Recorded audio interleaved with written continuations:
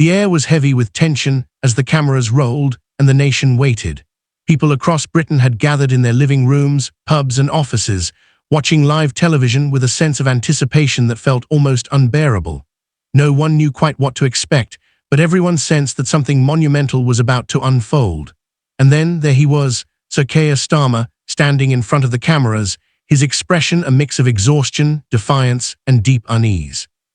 What happened next left the country stunned, sparking conversations, debates, and outrage that continue to ripple through every corner of the nation. For weeks, the pressure had been mounting on Starmer.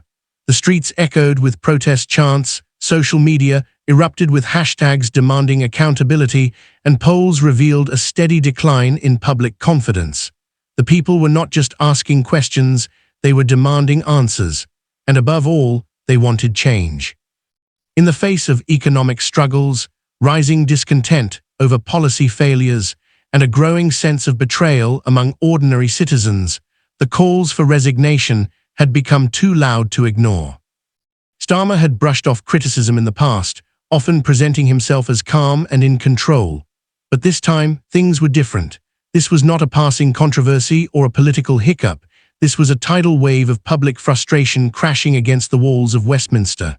As commentators have pointed out, there comes a moment in every leader's career when their credibility stands on a knife's edge, and this, without a doubt, was that moment for Keir Starmer.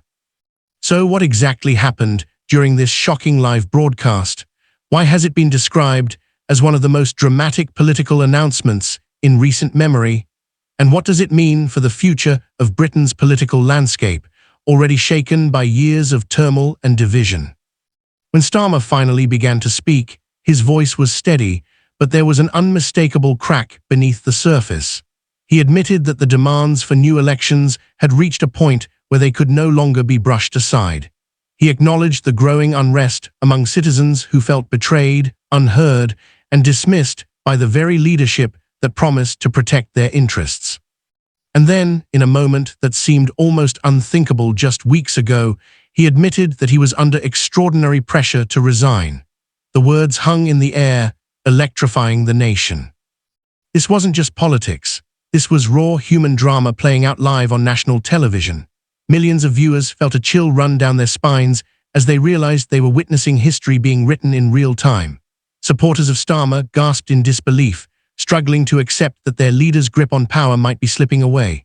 Opponents erupted in triumph, calling it a victory for democracy and a sign that the people's voice could still break through the fortress walls of political power. The announcement has since sparked endless speculation. Was this a calculated move designed to buy Starmer time and sympathy, or was it a genuine admission of vulnerability from a man who could no longer shoulder the weight of expectations? Either way, it sent shockwaves through every political circle in the country. Public reaction has been nothing short of explosive. Outside Parliament, demonstrators erupted into cheers, waving banners and chanting slogans that echoed the growing demand for fresh elections. Inside homes, people debated fiercely over what Starmer's words truly meant. For some, it was proof that he had finally listened to the people. For others, it was nothing more than political theatre, a desperate attempt to cling to power by appearing empathetic and accountable. But beneath the political calculations and the media frenzy lies a deeper story, a story about trust, betrayal, and the widening gap between Britain's leaders and its people. For months, ordinary families have felt the sting of rising costs, strained services, and policy decisions that seemed detached from the struggles of daily life. For many, Starmer had been the symbol of a promised new direction, a leader who claimed he would restore honesty and competence. Yet now, those same people are left wondering whether that promise was just another illusion. It is important to remember that moments like this do not happen in isolation. They are the result of countless decisions, missteps, and mounting frustrations that eventually boil over into a national crisis.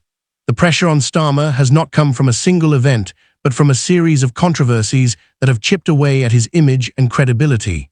Each headline, each protest, each poll has built up to this breaking point.